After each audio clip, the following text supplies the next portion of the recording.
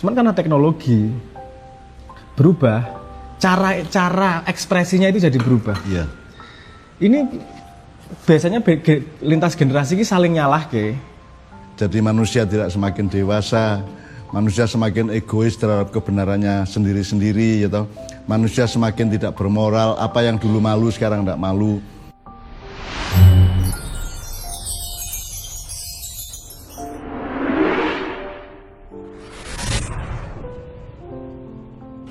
Kan sekarang kita ini kan era digital, era online, era medsos, era internet dan seterusnya ya. Yang tidak pernah dialami oleh para nabi semuanya.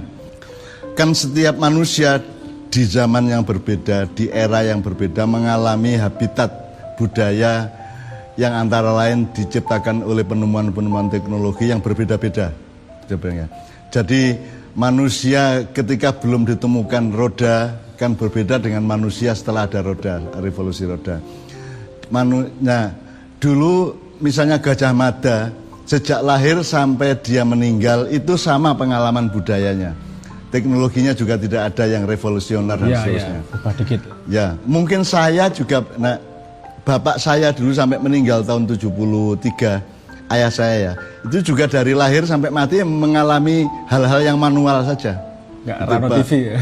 Ya Pak, nek kirim ke pesantren surat, kalau kirim duit pakai wesel, ya toh, paling pol itu telepon tuh repot banget, harus pergi ke Jombang ke kantor telepon dan seterusnya.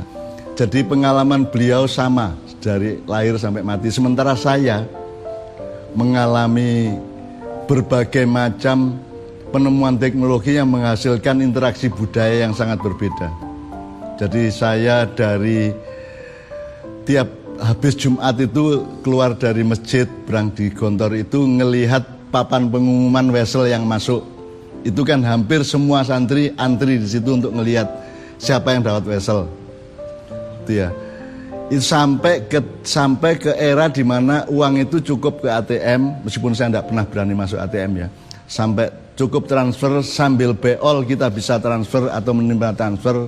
Jadi saya mengalami berbagai macam penemuan teknologi yang merubah kehidupan sedemikian rupa. Sabrang mungkin bisa menjelaskan sebab akibat dari perubahan yang dilakukan penemuan teknologi sejak zaman dulu, Bang. Sepemahaman saya keadaan sekarang ini agak unik memang agak unik. Dulu ya tadi sempat dikatakan bahwa perkembangan teknologi itu kan grafiknya flatnya panjang terus naiknya eksponensial gitu, perkembangan teknologi itu. Sains naiknya drastis. Itu menghasilkan perubahan teknologi yang sangat cepat. Kalau dulu zaman-zaman sebelum pra-industri itu teknologi kan bergeraknya lambat dan efek ke society-nya juga lambat, sehingga masyarakatnya punya waktu untuk adaptasi mentalnya, adaptasi emosionalnya dan seterusnya, sehingga pergerakannya lambat. Sekarang ini keadaan di mana satu umur hidup, dulu satu umur hidup yang ngalami paling gitu-gitu aja, relatif statis lah. Kalau ada variabel itu dari tempat yang berbeda, bukan dari ruang yang berbeda. Variabelnya itu mungkin budaya Madura sama Jawa Tengah beda, itu variabelnya ruang. Lalu sekarang ada variabel ruang dan ada variabel waktu gitu. Karena satu umur hidup, orang bisa mengalami struktur sosial yang sama sekali berbeda, yang didorong oleh teknologi. Komunikasi yang tadinya surat, terus kemudian SMS. Orang yang lahir di zaman SMS itu membayangkan surat-suratan wis ra kuat. Nunggu seminggu cuma menulis aja gitu. Itu dia tidak membayangkan seperti itu. Dia mendapat kecepatan walaupun kehilangan keromantisan. Misalnya gitu. Ini budayanya bergeser kemudian. Tulisan bukan jadi ekspresi rasa, tapi ekspresi informasi. Itu lumayan lambat. Saya kan cepat banget ke SMS, ke HP, internet dan seterusnya. Ini manusianya secara peradaban iki iso kepontal-pontal bahasa Indonesianya. Ya ya kepondal-pondal, ya kelabakan menghadapi perubahannya, karena dalam satu umur hidup 60 tahun dia bisa menghadapi 3 jenis interaksi sama dengan guru-guru berbeda. yang seusia saya di SD SMP sekarang harus online kan setengah mati, Bang. setengah mati untuk adaptasi. Nah ini berpotensi clash yang luar biasa. Karena ketika biasanya orang hidup, kalau menurut penelitian pemahaman saya, penelitian psikologi itu, yang paling nancep di dia itu sekitar umur 25-an tahun. Itu yang dia jadikan fondasi untuk melihat dunia setelahnya. Jadi yang kita bisa lihat lah, bisa tes sendiri. Lagumu yang paling enak, yang kamu favorit sepanjang zaman itu yang kamu dengerin sekitar umur 25 tahunan. Kuwi rata-rata ngono kuwi, 90%. Karena yang paling nancep memang zaman itu. Nah, ini yang zaman 25 tahunnya interaksi budayanya A, sekarang interaksi budaya C, iki mesti ra paham dan setengah mati iki. Apa sebenarnya ngelihat piye kok ora masuk akal karena etiknya berubah, cara komunikasinya berubah, speednya berubah, atensinya berubah, esensi tulisannya relativitas dan probabilitas melebar luar biasa. Yang paling dibutuhkan zaman sekarang adalah kemampuan adaptasi, kemampuan melihat keadaan dan dia beradaptasi itu bukan berarti meninggalkan apa namanya yang dia miliki loh, tapi mengevolusi pemahaman dia sangat cepat dalam satu umur manusia. Tadinya evolusi pemahaman itu bisa antar generasi sehingga tidak terlalu berat. Ya. Sekarang evolusinya radikal dalam satu umur. Aku harus ngadepi gini, inovasinya harus gimana nih, kedepannya seperti apa. Nah ini keadaan yang tidak mudah dan kita tidak bisa nyari contoh.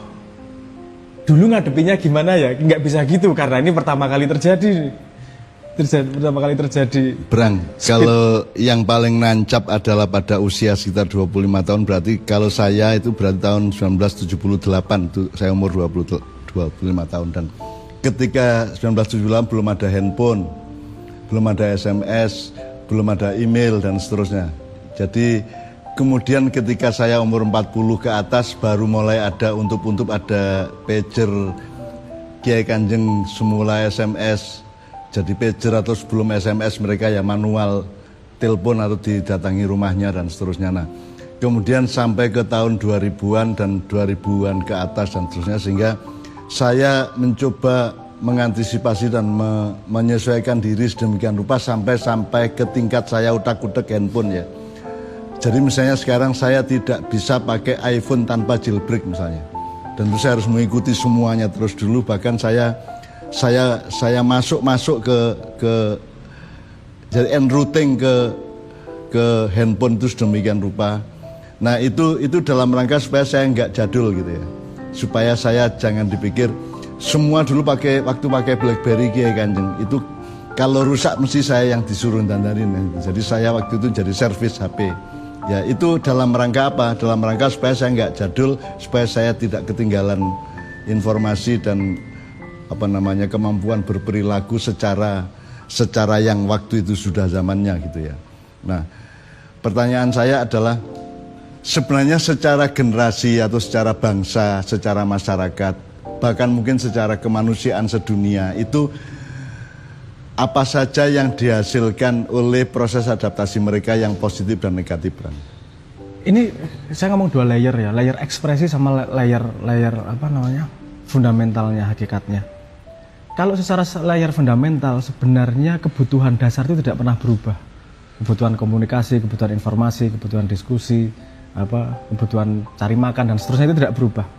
Cuman karena teknologi berubah, cara ekspresinya itu jadi berubah. Iya.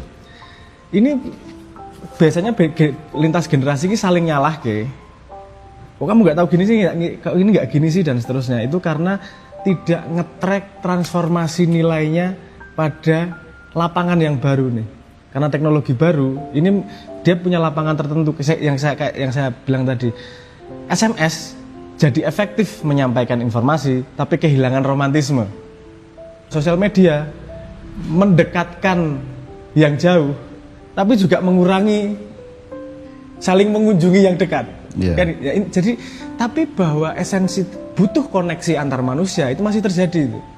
Nah, kadang-kadang pada transformasi seperti itu, yang duluan adalah yang paling fundamental. Yang duluan tuh yang kebutuhan komunikasi tok misalnya. Tapi etika komunikasinya belakangan. Nah ini kemampuan adaptasi adalah kemampuan di mana mentransformasi nilai-nilai yang dari sebelumnya menjadi ekspresi yang baru. Ini butuh social engineering oleh orang-orang yang memang mampu memahami sampai segitu. Saya tanya secara awam atau sebagai orang awam, Bang. Kalau kita ngomong agak spekulatif dan agak global ya, mestinya peningkatan teknologi informasi dan komunikasi itu akan meningkatkan kematangan manusia, menambah ilmu dan pengetahuannya, kemudian juga memberikan pagar-pagar etika, moral, mental dan seterusnya. Sehingga dalam bayangan awam, teknologi yang luar biasa sekarang itu menjadi outputnya adalah manusia yang lebih matang secara ilmu, lebih luas secara pengetahuan, lebih matang secara mental, dan lebih sublimatif atau sublim secara spiritual. Tetapi faktanya kan sebaliknya. Jadi manusia tidak semakin dewasa, manusia semakin egois terhadap kebenarannya sendiri-sendiri, gitu. Manusia semakin tidak bermoral, apa yang dulu malu sekarang tidak malu, gitu ya. Sampai-sampai saya itu tidak punya energi untuk nonton TV nasional, Bang. Jadi saya itu ngelihat saja tayangan apapun yang TV nasional itu tidak kuat saya. Itu bukan soal jelek buruk menurut penilaian saya, tapi saya tidak kuat secara mental. Saya tidak tahu itu karena perbedaan generasi ataukah karena perubahan-perubahan nilai yang sekarang terjadi sedemikian rupa dan saya banyak tidak setuju, misalnya gitu. Dan itu membuat beban bagi saya. Dan menurut saya sebenarnya ini menunjukkan bahwa karena ada teori gini juga, hampir mirip sama hampir mirip sama konsepnya, bahwa dulu kita tuh ngalami era kelangkaan informasi, sehingga dibikin metodologi pendidikan satu guru banyak murid karena informasinya langka. Terus membayangkan bahwa sekarang era banjir informasi, seharusnya semua orang menjadi pintar. Tapi ternyata tidak juga. Ini kesalahannya menurut saya pada kesombongan manusia. Seolah-olah dia tahu faktor apa yang bisa menumbuhkan dia tahu faktor yang bisa menumbuhkan manusia apa. Padahal karena ada faktor yang kemarin tidak dihitung, ternyata sekarang menjadi faktor fundamental. Ini tadi kebenarannya pentingnya jadi naik nih, yang kemarin nggak kelihatan. Salah satu misalnya konsep yang namanya kurasi. Kalau dulu karena saat ilmunya langka, jadi yang diajarkan guru ke muridnya itu sudah terkurasi, informasi yang jelas, informasi yang terbukti dan seterusnya. Sekarang setiap orang harus jadi kurator masing-masing. Setiap orang menjadi kurator masing-masing, yang itu tidak dibayangkan sebelumnya. Banjir informasi, ternyata masalahnya bukan pada informasinya. Ternyata ada faktor lain yang namanya kurasi. Jadi ketidaksiapan mesin psikologi manusia gitu ya. Salah satunya karena kecepatannya sangat tinggi. Sak donya wae kaget-kaget iki. Ngene yo. Ternyata gini ya. Ternyata masalah nih sama kurasi, banjir informasi kayak gini nih. Nanti masalahnya kan yang paling dirasakan kan efeknya kepada mental dan moral tuh. Iya. Jadi karena ketidaksiapan kurasi terhadap informasi gitu kan, itu wadah mentalnya manusia, wadah moralnya manusia tidak pagar-pagar moralnya menjadi jebol, sehingga dulu manusia malu kalau melakukan sesuatu, ngomong sesuatu, sekarang tidak malu, bahkan merasa berjasa untuk memaki, merasa benar untuk menista orang, untuk menghina orang dan seterusnya, sehingga manusia memang tidak siap dengan kelengkapan unsur-unsur di dalam kejiwaannya gitu ya. Jadi sampai hampir kayak orang sakit jiwa lah kita sekarang.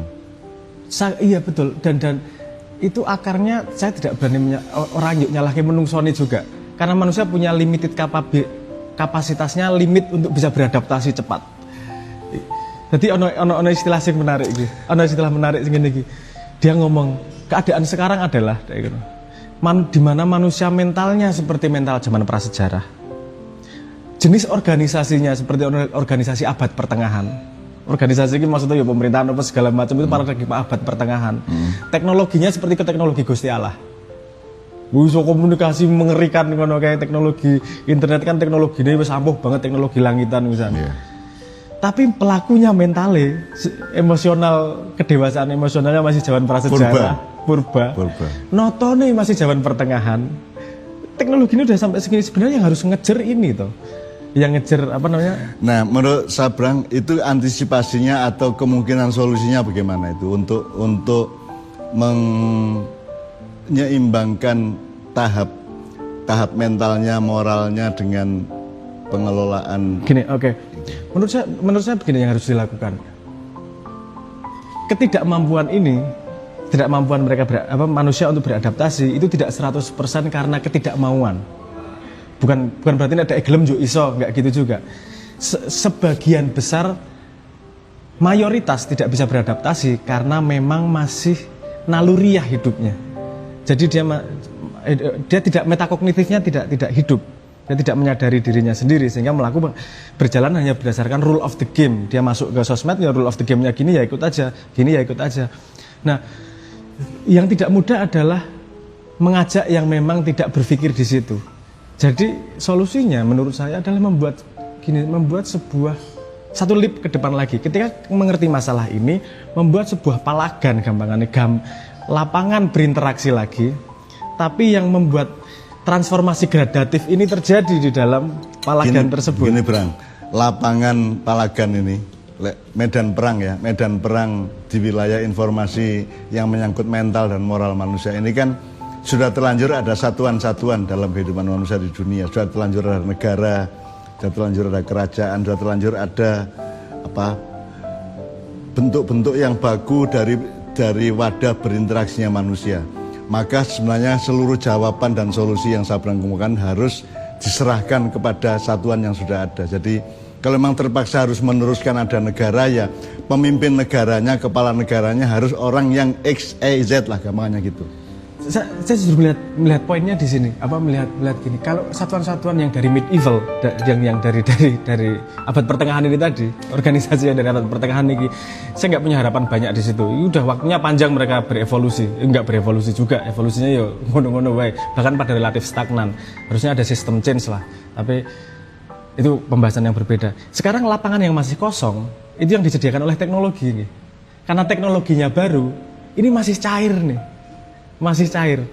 Twitter, Facebook, Wikipedia itu inisiatif positif negatif banyak di situ. Dan ini dunia baru sebenarnya yang belum ada hegemoninya, belum ada bangunan kuatnya seperti negara, seperti kerajaan. Itu kan bangunan kuat sudah ratusan tahun nih. Yeah. Ini ada bangunan baru yang belum ada. Ya, sebab begini Bang, palagan itu kalau kita bikin sendiri nanti bisa berbenturan dengan palagan dalam konsep negara kan gitu. Meskipun kayak Ma'iyah kan kita mencoba gradasi lagi, gradasi. Iya, jadi kalau misalnya gradasi maksud saya begini, ada palagan yang namanya Facebook, itu kan orang nabrak negara. Iya. Tapi level dia mempengaruhi negara bisa sangat besar. Nah, kita memang bahkan bisa merubah secara tulang punggung komunikasi kebangsaan seperti Myanmar itu ya gitu. Iya, betul. Karena mekanisme komunikasi ini lebih mendasar daripada organisasi. Ketika komunikasi ini terpengaruh oleh sesuatu, ya, tapi maksud saya gini Bang, tapi karena satuan yang sudah ada itu satuan negara, kerajaan dan lain-lain, maka saya kira yang lebih efektif adalah kalau semua yang mengurusi negara ini memenuhi syarat untuk seluruh perubahan yang betul. Kan itu idealnya yang dituju adalah seperti itu. Kita punya kualitas orang-orang dengan kualitas terbaik di Indonesia yang menjadi pemimpin Indonesia. Yang kalau kita kembalikan ke teori universal tadi adalah kepala negara tidak hanya pinter, pasti harus pinter dan bijaksana. Kemudian dia harus mencapai kebijaksanaan dengan pemahaman yang menyeluruh mengenai semua yang kita omongkan tadi. Nah, jadi kan harus begitu sebenarnya. Jadi pilkada, pilpres, pemilu harus ada tim yang memverifikasi kemungkinan itu, Bang. Bahaya. Nyun sabu ini bahaya. Apa gini? Kita lihat dari pola ke belakang kemarin, ketika power dipegang oleh satu orang atau sekelompok orang, itu sangat rentan korupsi. Sangat korupsi dalam bahasa Inggris ya. Sangat rentan disalahgunakan. Kalau power, jadi ada tim, ada tim, ono sing sekelompok orang, wis terbukti berapa puluh tahun, ratus tahun, nek ono sing dijekel power ngono ki apa jenenge main deh mesti. Ini tidak hanya pada politik, bahkan pada ekonomi dan segala macam. Dan kalau melihat teknologi baru, arusnya sama ini. Di mana satu kekuatan besar ini dipecah jadi egaliter gitu. Jadi sebuah sistem. Contohnya misalnya taksi dimiliki oleh satu perusahaan, dipecah Uber dimiliki oleh orang banyak. Hotel dimiliki oleh satu badan-badan, dipecah oleh Airbnb. Bank ledger besar, duitnya dipegang oleh badan-badan besar, ditabrak sama Bitcoin, jadi sama cryptocurrency. Jadi tidak ada single entity yang kekuatannya lebih besar dari yang lain, tapi dia masuk pada sebuah mekanisme gameplay yang outputnya adalah orang terbaik. Nah itu tadi, kalau konsep mencari orang terbaik memimpin Indonesia, saya sangat setuju, tujuannya memang di situ. Problem detail berikutnya adalah membuat mekanisme bagaimana bisa memunculkan orang terbaik yang entah kita nggak tahu dari mana, tanpa ada satu orang diberi kekuatan lebih besar daripada yang lain untuk memilih. Jadi itu. sekarang kan untuk mencapai pemimpin terbaik itu dalam tanda petik kita sudah rumuskan tadi, komprehensif pengetahuan dan pinternya, terus dia juga mencapai tahap atau taraf kebijaksanaan tadi ya, bil hikmah tadi ya. Nah itu kan Sabrang mengatakan itu tidak bisa diserahkan kepada suatu kelompok, tapi Sabrang menurut saya lebih merekomendasikan ya rakyatnya harus punya kecerdasan dan kepekaan atau kewaspadaan terhadap setiap calon pemimpin. Oke, kalau sudah sampai situ top. Iya. Jadi rakyatnya tuh mbok yang mikir seberapa pinter orang ini, seberapa komprehensif kepintarannya, seberapa luas pengetahuannya, terus yang lebih penting lagi seberapa bijaksana dia selama ini praktek perilaku hidupnya kan begitu. Jadi kan harus sampai ke tingkat kebijaksanaan karena yang diatasi ini kan luar biasa komplikasinya. Itu ideal sebenarnya kalau masyarakat semuanya bangun punya awareness seperti itu. Tapi dalam sejarah dunia yang pernah saya baca tidak pernah ada masyarakat punya level, maksudnya secara komunal semua level awarenessnya tinggi. Akhirnya kan yang terjadi adalah yang dipilih adalah yang ngasih duit terbanyak pada hari terakhir emotional decision kemudian nggak logical decision. Akhirnya urusannya sebenarnya sangat indah dan sangat mendasar dari kehidupan manusia diserahkan kepada pragmatisme jumlah rupiah kan begitu. Jadi manusia itu sudah, kalau pakai teori Tuhan ya itu sudah asfala safilin. Kadang-kadang ya ada beberapa kasus sing aku ngomongkan aku, dia memilih itu karena tidak punya pertimbangan lain. Aku yo ora ngerti calon-calonnya sopo, jenenge sopo, sejarah piye, hidupnya seperti apa. Satu-satunya bersentuhan adalah A ngeki piro, B ngeki piro. Jadi aku pada gamblingnya terus. Gimana nih sebuah bangsa untuk berpikir kan pilihannya memilih atau tidak memilih. Untuk itu aja mereka tidak berani kok, tidak mampu kok. Untuk tidak milih aja tidak berani kok. Karena juga ada klaim bahwa memilih itu salah, tidak memilih itu melanggar konstitusi kan. Ya. Jadi itu juga ada manipulasi hakikat hidup dan nilai mendasar yang sangat membahayakan rakyat sendiri kan begitu. Jadi manusia itu kan milih kok. Setelah dia dilahirkan secara paksa oleh Allah, kemudian dia memilih kok dalam perkembangan hidupnya, arep dadi pengusaha, apa dadi guru, dadi dosen, apa dadi ulama, apa dadi itu kan dia pilihan dia. Jadi itu kan alamiah banget bahwa manusia itu memilih arep mangan soto apa sop buntut, apa lotek, apa gado-gado, itu kan sangat masa orang ndak boleh aku ora gado-gado ora lotek. Aku tak meliwet dewe, masa gitu ndak boleh. Itu kan sangat mendasar dan sangat elementer, Brang.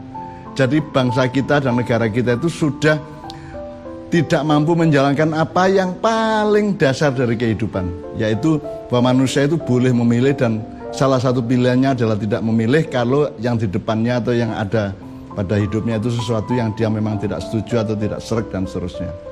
Saya pengen kembali ke tadi itu, bagaimana cita-citanya dalam mencari kualitas terbaik. Ada sampling yang bisa kita lihat sebenarnya itu mekanisme itu terjadi pada skala yang kecil. Misalnya kita punya temenan 5 orang, 10 orang temenan, itu tidak ada proses pemilihan pemimpin. Karena proses pemilihan opo dan segala macam yang terjadi adalah interaksi terus-terusan, interaksi satu sama lain. Tapi ketika ada sesuatu, siapa yang memimpin jelas. Dolan, manut karena dia paling kerep dolan, misalnya gitu. Jadi satu kelompok kan mesti ono sing pinter dagel, ono sing ngimami mesti cah kuwi, ono sing itu terjadi dengan natural tanpa ada pemilihan loh. Itu interaksi natural tanpa ada beban. Termasuk ketidakberanian bangsa kita dan manusia modern untuk pemilihan apa tidak. Jadi pemilihan formal lewat pemilu konstitusional ataukah pemilihan lewat budaya masyarakat dan pengetahuan masyarakat, kan juga tidak berani milih. Itu apa, ada keseimbangan yang harus dibalance juga antara hukum yang rigid sama budaya itu tadi, karena budaya juga rentan manipulasi dalam tanda petik. Jadi kayak gede gampang kok kari gawe keajaiban sulap sidik dianggap wali kan iso, itu juga manipulasi budaya. Jadi manipulasi bisa terjadi di budaya, di politik, dimanapun saja. Jadi memang titik optimal tengahnya ini orang gampang banget ini, dimana mekanismenya harus natural, jadi semua orang harus bisa ikut main gameplaynya. Ya. Tanpa harus ada limitasi pengetahuan kan atau gini, apa. Brang. Tapi sekarang natural terjadi siapa pemimpinnya. Jadi Brang, saya bukan menggugat, saya bukan melawan, tapi saya mengajak kita semua untuk berpikir ulang, melihat kembali dan berpikir ulang, karena dengan percepatan teknologi yang luar biasa sehingga interaksi sosial juga mengalami sofistikasi atau transformasi, keruwetannya juga luar biasa. Maka kita harus terus-menerus berijtihad, terus-menerus mencari, terus-menerus bermusyawarah, terus-menerus merenung dan mohon kepada Allah supaya bil hikmah tadi itu kita bisa terjemahkan, kita transformasikan secara sosial, budaya, politik dan seterusnya. Ini ya, Brang ya. Okay. Terima kasih atas semua wacana-wacananya.